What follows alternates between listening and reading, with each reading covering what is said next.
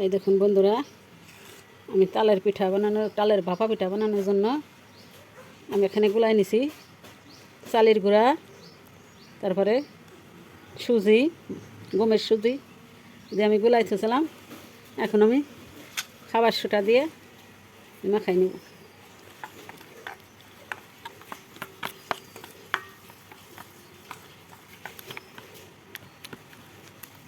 এরকম করে আমি গুলাই নেব ভালো করে। তো বন্ধুরা, আমার গোলানো হয়ে গেছে। খাবার সোটা দিয়ে ভালো করে মিক্সার করে নিলাম। এখন আমি গ্লাসের ভিতরে ঢেলে দেবো। গ্লাসটার ভিতরে আমি তেল দিয়ে মাখাই নিছি, দেখেন যে সুন্দর করে। তখন আমি ঢেলে দেবো। এই তেলটা না দিলে উঠবে না।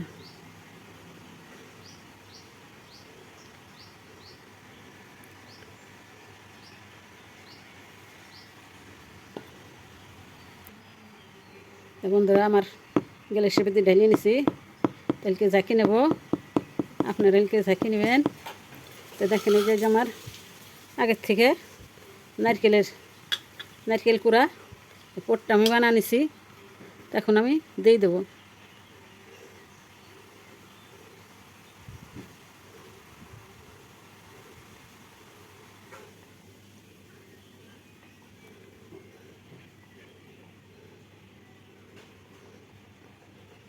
আপনারা এরকম করে দিয়ে নেবেন।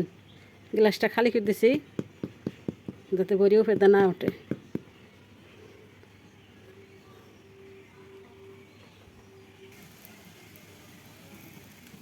এই দেখেন বন্ধুরা, আগে থেকে আমি পানিটা দিয়ে রাখছিলাম। তো পানিটা আমার গরম হয়ে গেছে। এখন আমি দিয়ে দেবো। আপনারা এরকম করে দিয়ে নেবেন। এখন আমি ঢেকে দেবো। 15 মিনিট পরে আমি আসবো। এই দেখেন বন্ধুরা, আমার পিঠেটা হয়ে গেছে নাকি? হয়ে গেছে। দেখি এখন কাঠি দিয়ে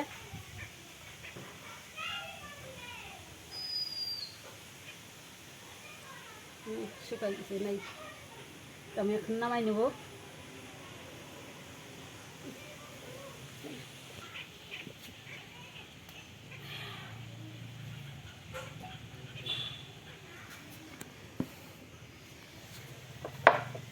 পনেরো মিনিট পরে আমি ঠান্ডা করে তারপরে আপনাদের কাটিয়ে দেখাবো।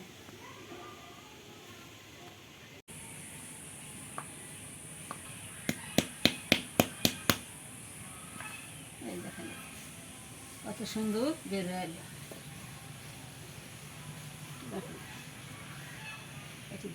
দেখেন বন্ধুরা, আমি এরকম করে কাটিয়ে নেব।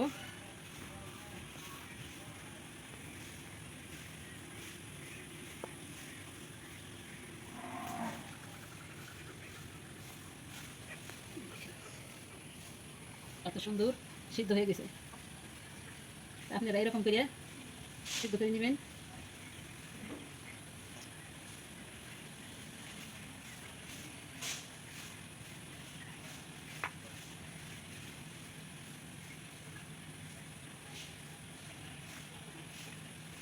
বন্ধুরা, ছুরির সাহায্য আমি এরকম করে কাটিলাম। দেখেন কত সুন্দর দেখা যাচ্ছে।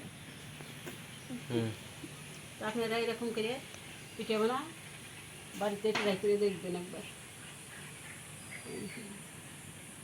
কত সুন্দর, কত সুন্দর সিদ্ধ হয়েছে।